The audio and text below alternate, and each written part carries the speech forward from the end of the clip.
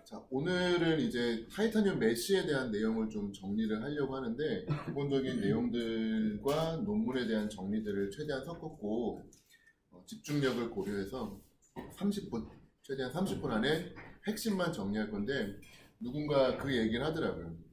모르는 거를 알려주는 거는 별로 안 고마워하는데 애매한 거를 정리해주는 거는 되게 고마워한다, 뭐 그런 얘기를 들어서 뭐 타이타늄 메쉬에 대해서 이제 뭐 모르는 건 다들 없을 거고 그 애매했던 부분들을 조금 정리한다라고 생각하면 좋을 것 같아요. 아는 것처럼 뭐 GBR은 GTR에서 처음이 시작이 됐고 이 GBR이라고 하는 거를 처음 이름을 붙인 분이 다니엘 부저 교수님이 이제 25년 전, 이제 거의 이제 50년 됐는데 그때 이제 GBR을 붙이면서 그 이후에 나는 거의 모든 케이스에서 95%의 케이스에서 GBR을 한다. 임플란트가 굳이 노출돼서 뿐만이 아니라 이러한 부분에 없는 컨투어를 만들어줘서 이상적인 크라운이 올라갔을 때 임플란트의 롱텀 결과가 좋아지기 때문이다 라고 이야기를 하면서 임플란트 주변에는 반드시 GBR을 이용한 컨투어 어그멘테이션이 필요하다는 컨셉을 만들었습니다. 우리는 이제 대부분 열심히 GBR을 한다고 하지만 결과적으로는 거의 그냥 뼈 옆에 앉아주고 데코레이션 하는 정도로밖에 잘 안 되는 경우가 많아서 기본적으로 어떤 GBR, 어떤 걸 해야 좋은지에 대해서 오늘 좀 이야기를 하려고 해요. 예전에 1959년도에 헐리라고 하는 의과 사람이 처음으로 멤브레인을 이용한 가이디드 본 리저너레이션 케이스입니다. 그래서 등뼈에다가 이렇게 뼈를 넣고 위에 밀리포어라고 하는 필터를 얹어가지고 그 안에 뼈가 재생된 거를 이제 보여줬었고 그 조직 사진에서 봤을 때 아래쪽에 뼈가 있고 이 F가 연조직 그리고 그 사이에 이 멤브레인이 딱 들어가면서 아 얘가 아래쪽에 있는 뼈를 잡아주는구나 그거를 이제 우리가 알게 됐습니다. 그래서 처음에 썼던 게 이제 가장 그 유명한 고어텍스 멤브레인이라고 하는 건데 고어텍스 멤브레인은 아시는 것처럼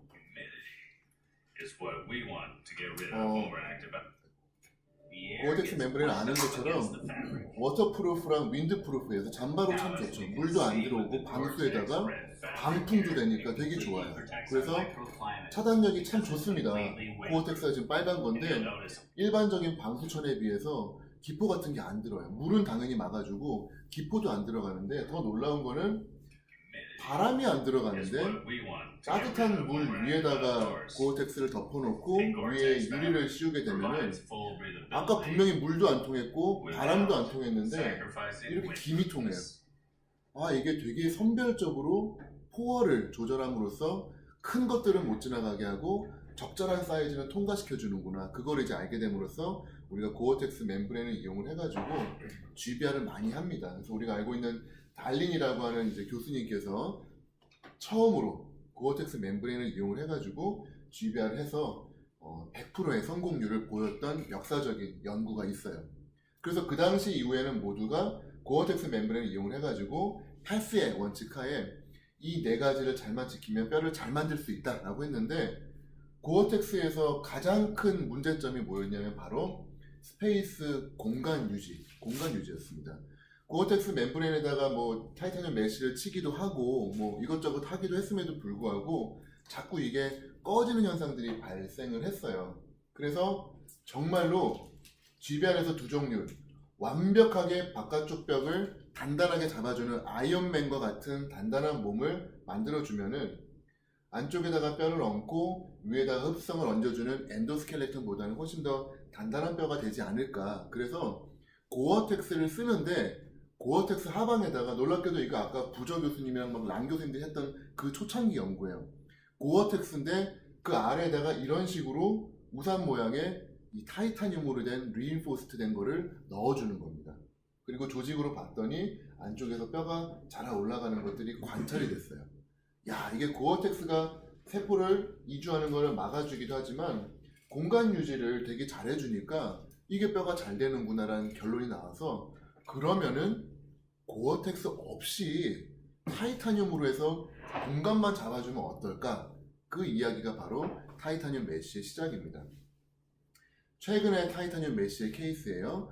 아간면 재건을 위해 가지고 이러한 스텐트를 이용을 하고 그 스텐트를 기반으로 서지컬 스텐트를 타이타늄으로 미리 제작을 합니다. 그리고 그 스텐트에 맞게 수술을 진행을 하고 이 피블라에서 뼈를 뜯어가지고 만들어서 중첩을 시켰을 때 술전 수루의 이 위치 변화 봤더니 거의 완벽하게 맞아 들어가더라. 그래서 이런 타이타늄 메쉬를 이용하면은 롱텀 팔로업에서도 아주 좋은 결과들이 나오고 있습니다. 그래서 타이타늄 메쉬는 이미 어느 정도 검증된 술식이 됐고 뼈를 재건하는 데 있어서는 최고인데 이상하게도 우리는 CTI 같은 이제 여러 가지 타이타늄 재료를 쓰는데 노출도 잘 되고 의외로 뼈가 안 되는 경우들이 발생을 하는 거예요. 왜 이 사람들은 잘 되는데 우리는 안 될까?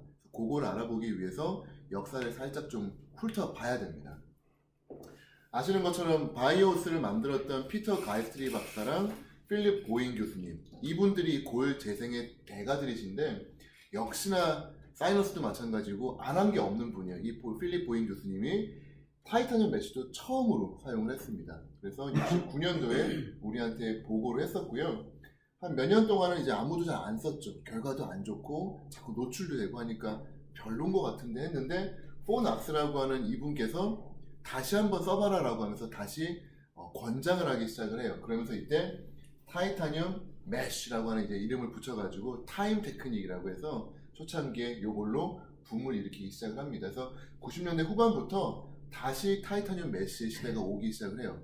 고어텍스가 상당히 재밌었는데 공간 유지가 별로다라는 게 나오니까 공간 유지는 타이타늄 메쉬가 최고지 그러면서 플램을 열고 이때는 뭐 타이타늄 메쉬라는 이름을 쓰진 않았어요. 보잉 교수님은 메탈 임플란트라고 썼습니다. 금속성 어떤 함입제를 넣어가지고 공간 유지를 해주면은 요 안쪽에 요거 잘 봐주세요.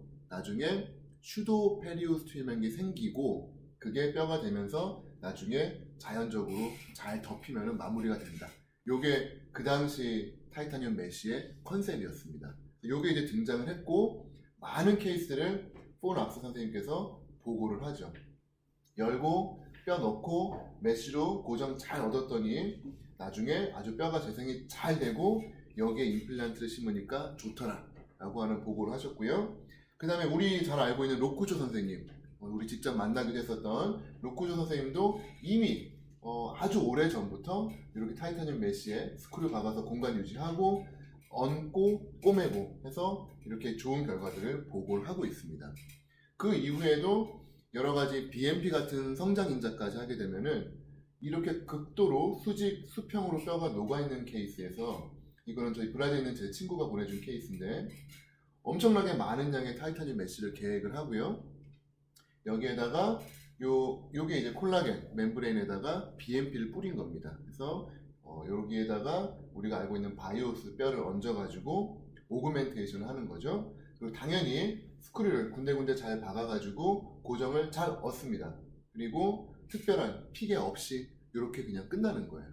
이렇게 하고 나서 6개월에서 9개월 정도 있다가 보면은 이렇게 좋은 뼈가 치유가 됩니다. 열어보면은 뼈를 이 스크류를 제거하기 위해 가지고 엄청나게 오히려 시간이 많이 걸릴 정도로 되게 힘들게 하게 되고 젖혔을 때 이런 메쉬의 자국이 남아있으면서 마치 뭔가 사인처럼 이렇게 뼈가 잘 될 수 있다 이런 거를 우리들한테 보여주죠. 물론 이제 얼굴이 좀 많이 부어가지고 환자분들이 많이 고생하는 건 있습니다만 확실히 뼈를 만드는 데 있어서는 타이타늄 메쉬가 훨씬 더 공간 유지에 있어서는 좋기 때문에 좋은 결과를 보여주는데 방금 본 것처럼 너무 힘들어요. 왜냐하면 리지디티가 되게 큰 게 가장 큰 문제입니다. 여러분이 타이타늄 메쉬를 했을 때 자꾸 노출이 된다. 왜 그럴까? 여러 가지 원인이 있지만 현재로서는 타이타늄 메쉬가 갖고 있는 견고함 때문에 데드 스페이스가 생기게 되고 걔가 낭창낭창하지 않고 위로 떠 있기 때문에 그 부분부터 노출이 되기 시작하면서 결과적으로 뼈가 많이 흡수가 되고 염증이 생기는 거거든요. 그러다 보니까 최근 들어서 나오는 타이타늄 메쉬들은 기존에 비해서 훨씬 얇아져 있어요. 만져보면 알겠지만 그냥 손으로 꾸갤 수 있을 정도고 옛날 메쉬들은 기계로 꺾어야 될 수 있을 정도로 강한 메쉬였어요. 물론 노출량은 많았지만 골 재생은 매우 뛰어났어요. 하지만 얘는 약간 낭창낭창하게 함으로써 컴플리케이션을 최소화하는 형태로 갔습니다. 반면에 조금 꺼질 수 있다는 단점은 생겼죠. 그래도 기존의 리저버블에 비해서는 훨씬 더 결과가 좋습니다. 초창기에 나왔던 타이타늄 메쉬는 이런 기본적인 타입이 있었고 최근에 나온 타이타늄 메쉬는 3D 타입으로 꺾을 수 있도록 더 낭창낭창하게 조금 얇아졌어요. 0.07, 0.09mm, 그러니까 0.1mm가 안 되는 아주 얇은 소재가 됐고, 조금 그나마 굵은 기존 2D 타입은 이제 0.12mm 정도로 해서 조금 뻣뻣한 느낌이 좀 있습니다. 그래서 그 리지디티에 따라서 조절량에 따라서 노출은 줄이되 조금 좀 꺼질 수 있다는 단점, 그거를 적절히 잘 선택을 해야 되고요. 요 타이타늄 매치의 개발도 몹시 중요했지만 개인적으로 생각하기에는 요 미니 스크류가 진짜 기가 막혔던 것 같아요. 스페이스를 연결을 하고 그 위에다가 멤브레인을 대고 얘를 연결하는 요 키트, 그리고 그걸 잘 할 수 있도록 기존의 이제 키트와 새로운 키트가 등장을 하면서 정말 많은 사람들이 이제는 CTI 멤브레인 타이타늄 메쉬를 이용을 해가지고 좋은 결과들을 가지고 오게 됐습니다. 잘 덮게 하는 게 일단은 기본적인 건데, 이거는 뭐 여러 번 보여드렸던 동영상이지만 버티컬 2개 긋고 페리오스탄 릴리징 인스턴 해가지고 덮어주시면 되고, 링글 플랩 릴렉세이션 같은 거 이용하게 되면은 하악 설측면에서 플랩 충분히 해가지고 잘 덮을 수가 있고요.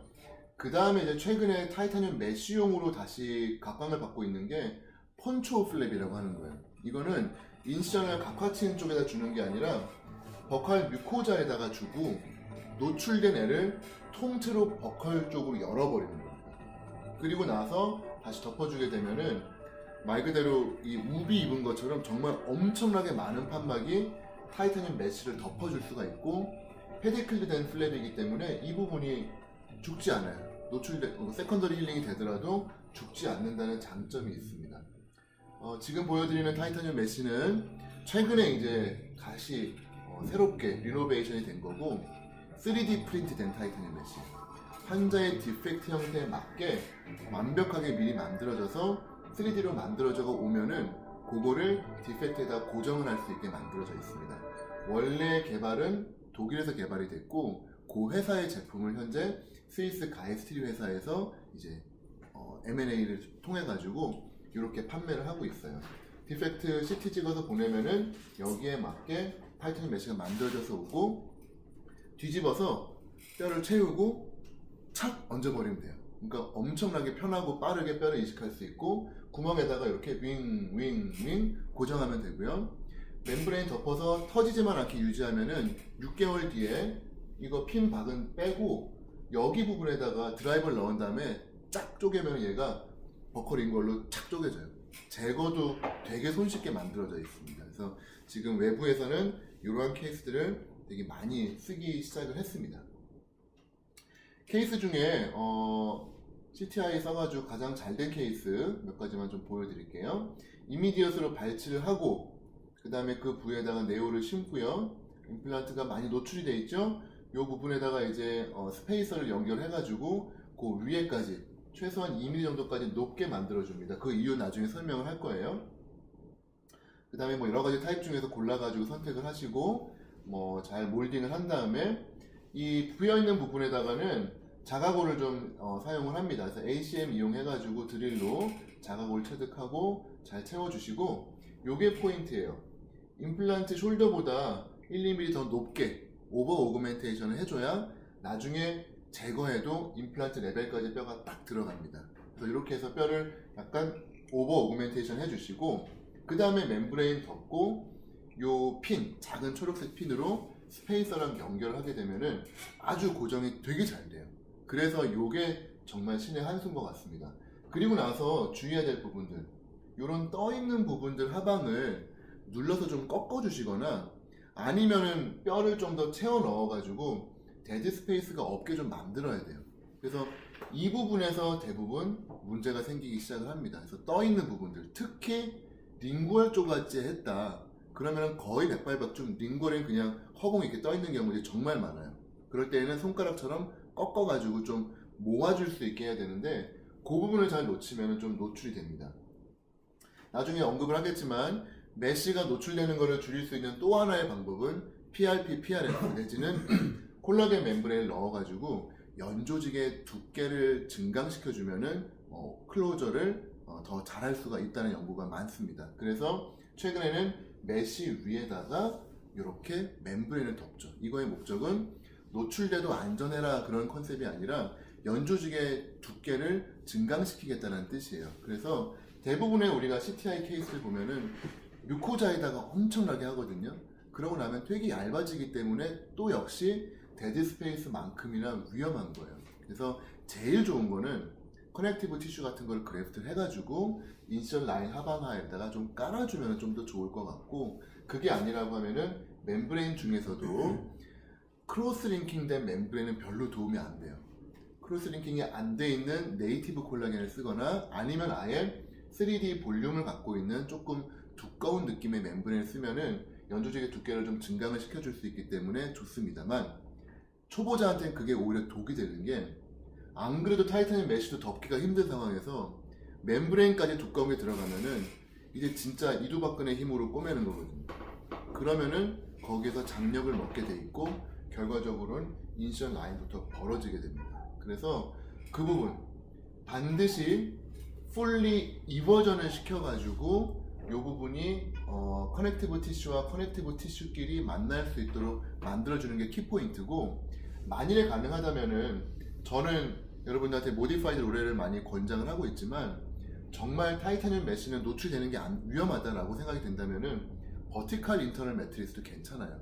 그거는 진짜로 이버팅을 극대화시킬 수 있거든요. 대신에 연조직이 엄청나게 많이 있어야 되기는 하지만 그것만 된다면은 버티컬 인터널 매트리스를 몇 개 넣어주면은 완전히 길게 넓은 밴드 형태로 판막을 만나게 할 수가 있습니다.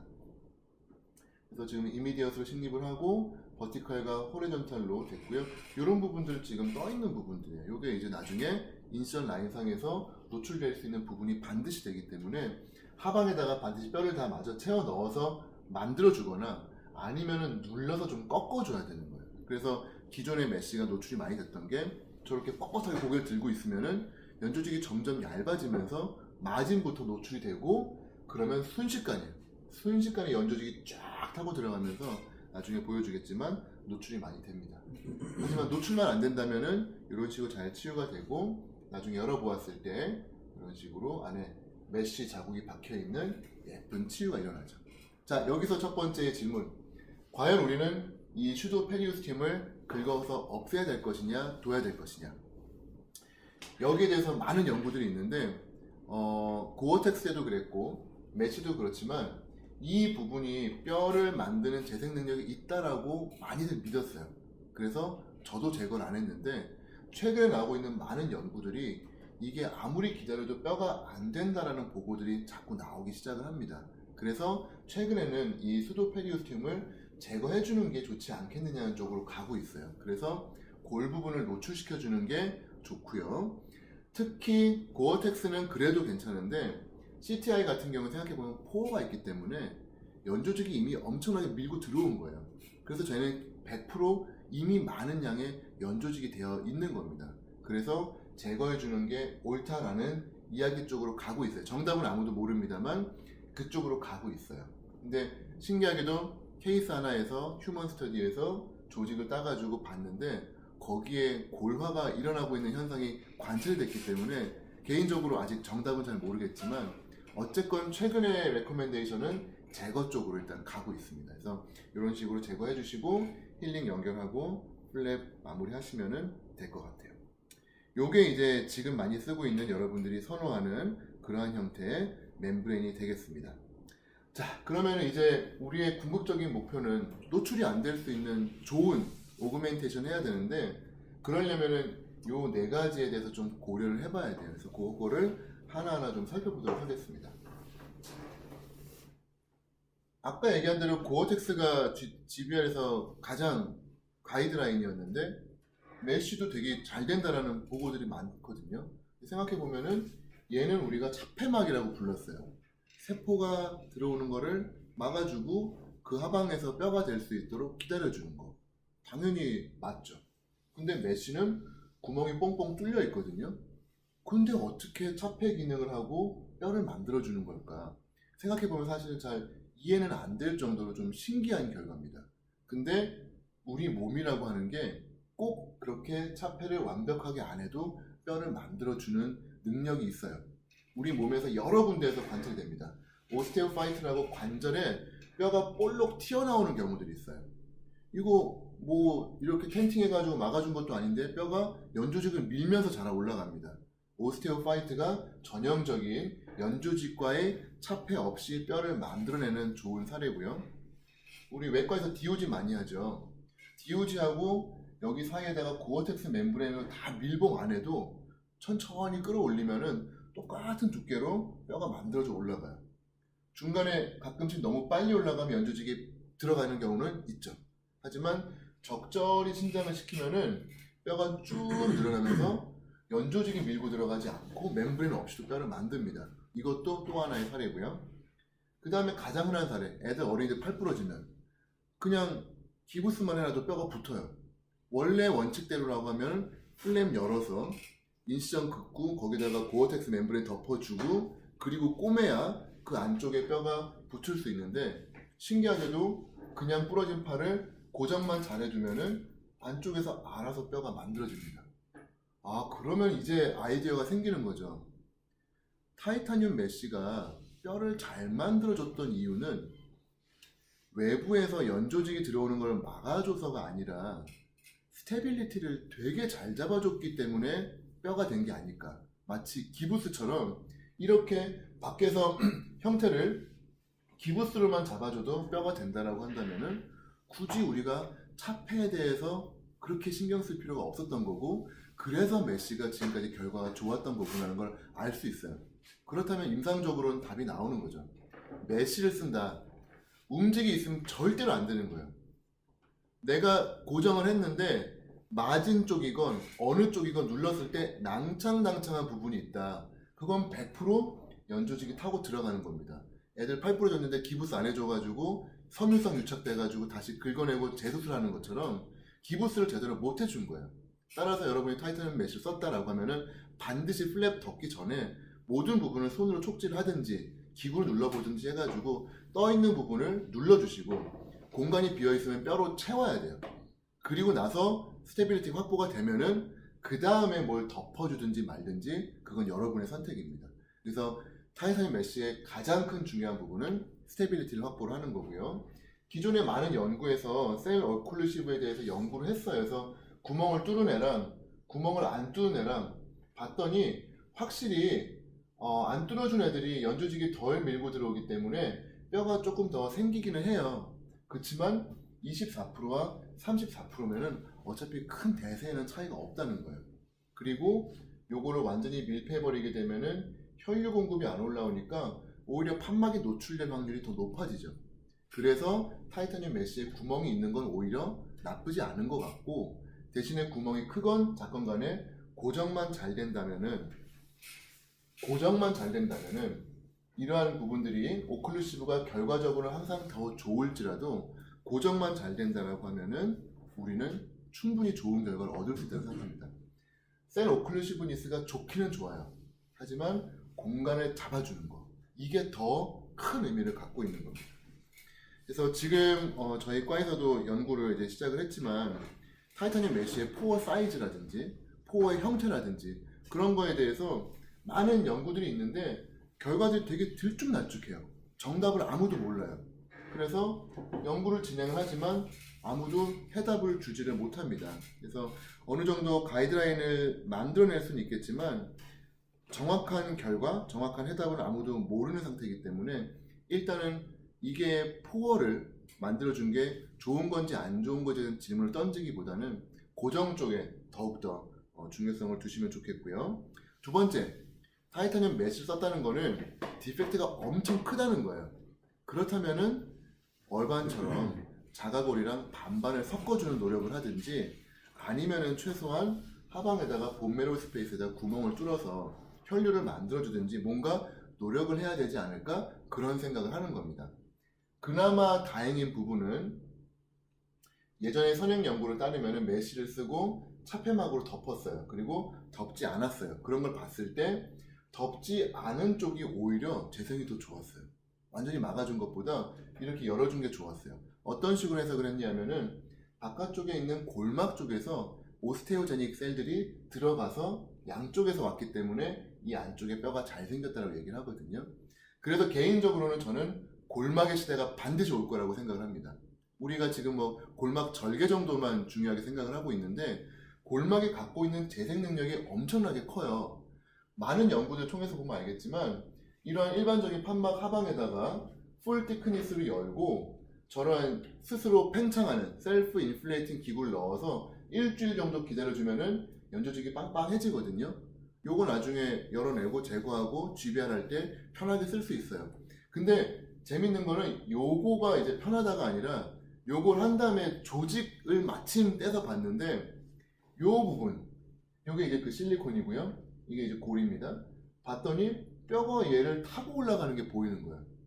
골막을 쫙 뜯어냈더니 골이 머리 끌려가는 것처럼 쭉쭉쭉쭉, 물론 막 엄청나게는 아니지만 골이 끌고 올라가는 현상이 발생하는 거예요. 아, 골막이 상당한 치유의 능력이 되는구나.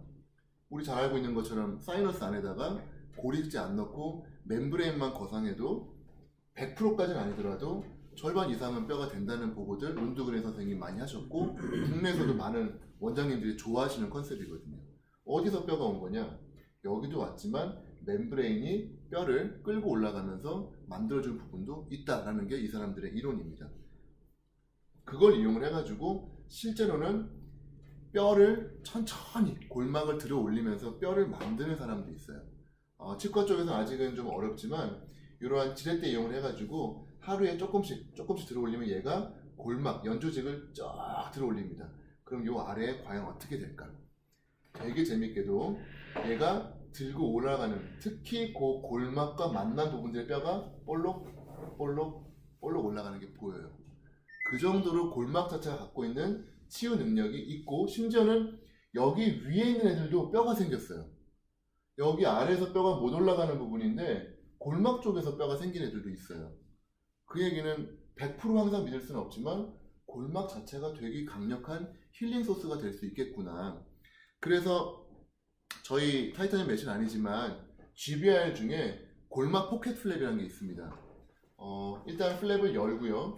그 다음에 그 플랩을 이중으로 분리를 해요. 그래서 파셜 테크니스 플랩과 요 풀을 만든 다음에 요만큼의 골막 아래에다가 뼈를 채우는 거예요. 꽉꽉. 그럼 얘가 빵빵하게 잡히죠. 그 다음에 낭창낭창한 얘랑 위에다 콜라겐 멤브레인 하나 정도 해가지고 싹 덮어주면은 이게 수술 직후고요. 그 다음에 24주 6개월 뒤에 보면은 안쪽에 뼈가 아주 잘 재생이 되어 있습니다. 뭐 소세지 테크닉도 아니고 뭐 고텍스를 쓴 것도 아니고 골막 안에만 뼈를 잘 다져 넣어줘도 상방으로 좀 뜨긴 했겠죠. 하지만 멤브레인 잡아줬기 때문에, 덮어줬기 때문에 연조직 이식 없이도, 연조직을 막아주지 않아도 충분히 이렇게 치유가 되는 거예요. 그래서 골막 자체가 갖고 있는 능력이 대단히 크다고 생각이 되고, 그래서 아까 얘기했던 수도페리오스티움을 과연 긁어야 되는가에 대해서도 의심이 있어요. 이게 바로 그 환자입니다. 수도페리오스티움을 뜯어냈어요. 그래서 조직을 단면으로 잘라봤는데 이 두꺼운 애가 골막이거든요. 빨간 애는 지금 미네랄리제이션이 생긴 거예요. 광화가 되고 있는 부분이 보여요. 그렇다고 하면은 수도페리오스티움 기다려도 되지 않을까. 그리고 골막, 뼈를 만들어주지 않을까. 그런 생각을 하고 있어서 그 수도페리오스티움에 대해서는 우리가 조금 더 연구를 해봐야 됩니다. 아까 말했던 필립 보잉 교수님께서 처음에 이거를 보고할 때 수도페리오스티움이라고 해서 메쉬 아래에서 항상 보이는 어떤 연조직의 틈, 이렇게 이야기를 했는데 그때 논문에 나왔던 그림입니다. 초기에 부분본이 있고 그 직상방에 수도페리오스티움이 있고 그 위에 메쉬가 있는 그런 상황이죠. 따라서 이런 상태로 멤브레인을 제거했을 때 요 낭창낭창한 요 연조직 같은 조직 과연 제거할 것이냐 말 것이냐, 요거는 이제 우리의 앞으로 몫이에요. 답을 찾아내야 됩니다만, 개인적으로는 우린 치주를 전공한 사람이기 때문에 환자의 치유 능력을 알고 있잖아요. 잘만 저게 컨트롤이 된다면은 뼈가 될 수도 있지 않을까, 그렇게 생각을 하고 있습니다. 정답은 알아봐야 되겠죠. 마지막 노출에 대한 이야기입니다. 아까 얘기한 대로 첫 번째, 낭창낭창하지 않은 메쉬를 쓰기 때문에 데드 스페이스가 생기거나 혼자 뻣뻣하게 있으면은 노출이 시작이 되고요. 두 번째, 점막을 끌어가지고 덮다 보니까 아주 얇은 점막으로 치유가 돼서 얇기 때문에 노출돼요. 그리고 세 번째, 타이타늄 메쉬의 두께 또한 되게 중요합니다. 그래서 여러분이 너무 두꺼운 멤브레인을 쓰거나 하시게 되면은 역시 되게 뻣뻣하게 되면서 그러한 노출을 증가시킬 수가 있기 때문에 개인적으로 맞는 적절한 멤브레인의 두께를 찾아야 돼요. 나는 리지드하게 두께를 많이 해서 오그멘테이션 많이 하는 게 좋다. 나는 컴플리케이션을 줄이는 게 좋다. 그 두 가지의 양극선에서 적절한 타협선을 여러분이 찾으셔야 됩니다. 또 하나, 노출됐을 때 대처가 되게 중요해요. 자, 이렇게 심었습니다. 링골 쪽 없죠? 버컬 조금 있습니다. 뭐 디스탈 쪽은 괜찮고요. 그리고 나서 디귿자 모양으로 이렇게 해가지고 안에다 구멍 뚫어서 했는데, 문제는 이제 보면은 보이는 거예요. 그래서 메쉬는 노출된 다음에 수술 사진을 보면은 되게 답이 보여요. 보시면 링걸 쪽이 지금 다 떠 있어요. 여기는 제가 막 되게 신경 써가지고 눌러주고 막 꺾어주고 했기 때문에 나름 골에다가 딱 닿아 있는데, 이상하게 링걸 쪽은 잘 뜨더라고요. 그러다 보니까 수천은 잘 됐는데, 우리 링걸 뭐 대부분 타이타늄 메쉬 버티칼 하면서 많이 쓰거든요. 링걸 쪽이 허공에 떠 있다 보니까 아까 떠 있던 부분이요, 100%. 여기가 이렇게 노출됩니다. 그래서 이러한 노출된 부분을 이제 드레싱을 시작하면서 한 2달까지 버티면 되게 좋겠구나 이런 생각을 하고, 그 다음에 열어보면은 완전히 그냥 다 염증성 조직으로 다 이완이 되어 있는 경우가 많아요. 노출된 부분이랑 먼데도 그렇게 치유가 됩니다. 왜냐하면 마진을 먹어버리면은 순식간에 아래쪽으로 타고 들어가요.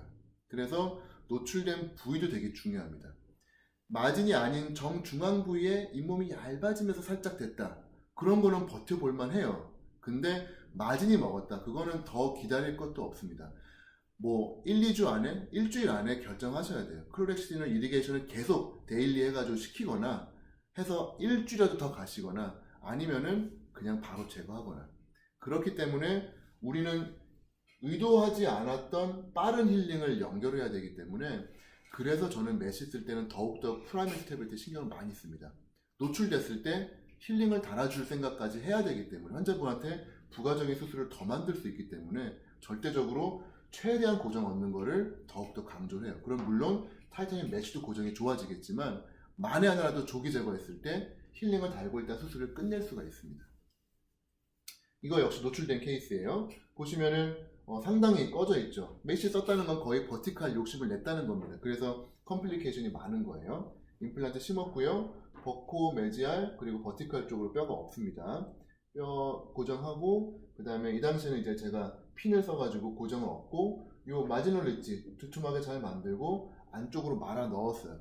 안쪽에는 특별한 수처 없이 말아 넣었기 때문에 100%죠. 여기는 고정이 얻었지만 얘는 아마 낭창 움직였을 가능성이 많습니다. 발톱처럼 꺾어주지 않았다면 분명히 꺾여 있었을 거예요. 이렇게 해가지고 덮었고, 일단은 인시전 후에 수처가 버조인트로 되어 있는 수처가 아니라 약간 버컬 플랩이 링걸 플랩을 덮고 있는 식으로 됐던 것도 문제의 원인이었던 것 같아요. 안타깝게도 2주 뒤에 노출이 이제 시작이 됩니다. 그러면은 고민을 하죠. 잘 버텨볼까? 어떻게 할까 하는데 100%예요. 여기 지금 링걸 하방 마진이거든요. 요거 이미 노출되어 있어요. 그러면은 환자가 혀로 맨날 이렇게 떼용 튕깁니다. 그러면 계속적으로 이제 움직임이 오는 거예요. 그러면은 뭐 각을 잘해주세요 뭐 얘기하지만, 이게 점점 들린다고 생각을 하면은 연조직이 이렇게 되는 거예요. 우리 잠수함 물에서 쫙 나오면 물이 아래로 밀려가듯이 얘가 점점 위로 올라오면 이렇게 되는 겁니다. 그래서 결과적으로 최대한 1달 반까지 버텼어요. 그리고 열었더니 이미 상피가 이렇게까지 지금 밀고 들어오는 게 보일 겁니다.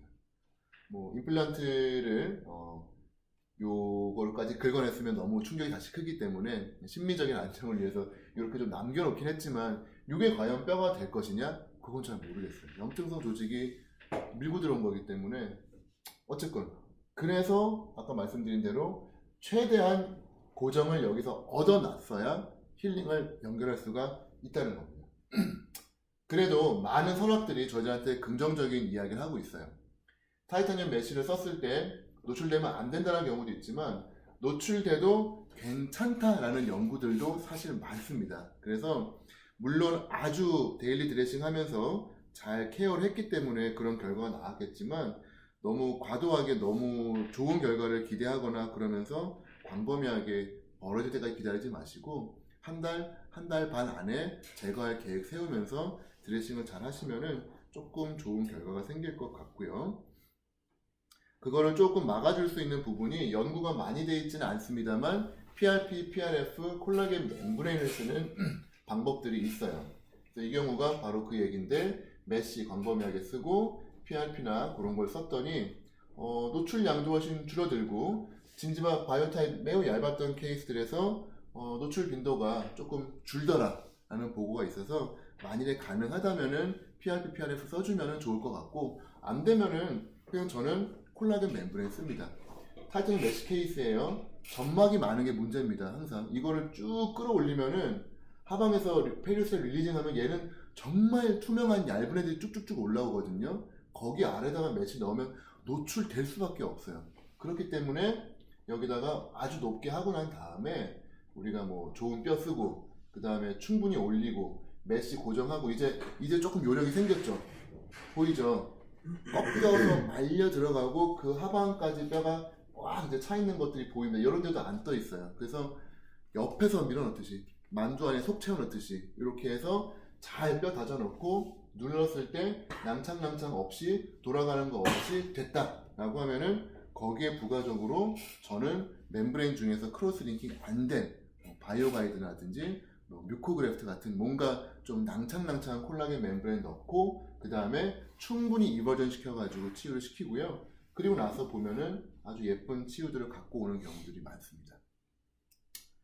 마지막으로 한국인들의 등산복 사랑은 되게 유명한데 아주 유명한 그 등산가가 왜 이렇게 우리나라 사람들이 저렇게 값비싼 등산복을 입고 저렇게 뒷산에 가는가를 되게 놀라고는 하는데 결과적으로는 그러한 노력들 하나하나가 큰 의미를 가지고 오는 것 같아요. 그래서 아무리 어려운 케이스일지라도 내지는 또 아무리 쉬운 케이스일지라도 항상 최선을 다해서 좋은 기술과 좋은 재료를 써가지고 이상적인 거를 만들어주는 연습을 충분히 한다면은 가장 어려운 산에 왔을 때에도 아주 손쉽게 대처를 할 수가 있다고 생각합니다. 오늘도 아침에 7mm 정도 나오는 레지전 리치라서 사실은 8mm 심어도 되는 케이스였는데 어떻게든 크레스탈 어프로치 해가지고 10mm 심어주려고 노력을 했어요. 그래서 저도 그거 해가지고 크레스탈에 점점 더 익숙해지는 거고 환자분에게는 조금이라도 긴 거를 심어드릴 수가 있는 거고 그러한 세월이 자꾸 누적이 되면은 언젠가는 1mm, 2mm 레지듀얼 보내도 뼈를 잔뜩 올리고도 좋은 결과를 가질 수 있지 않을까 싶어가지고 열심히 노력을 하고 있습니다. 되게 커뮤니케이션 쪽에서 되게 유명한 말인데 우리는 처음에 우리가 도구를 개발하지만 결과적으로는 그 도구가 우리를 거기에 맞게 만들어 간다고 이야기를 해요. 그래서 CTI와 같은 타이타늄 메쉬가 등장을 하면서 GBR이 훨씬 더 쉬워졌고 결과적으로 조금씩 좋아지고 있기 때문에 점점 더 어드밴스드한 케이스를 도전을 하게 되는데 여러분들이 거기에 맞게 실력도 좀 같이 성장을 하고 컴플리케이션들 같이 공유하면은 더욱더 좋은 성장이 있지 않을까 생각을 합니다. 네, 이상입니다. 네.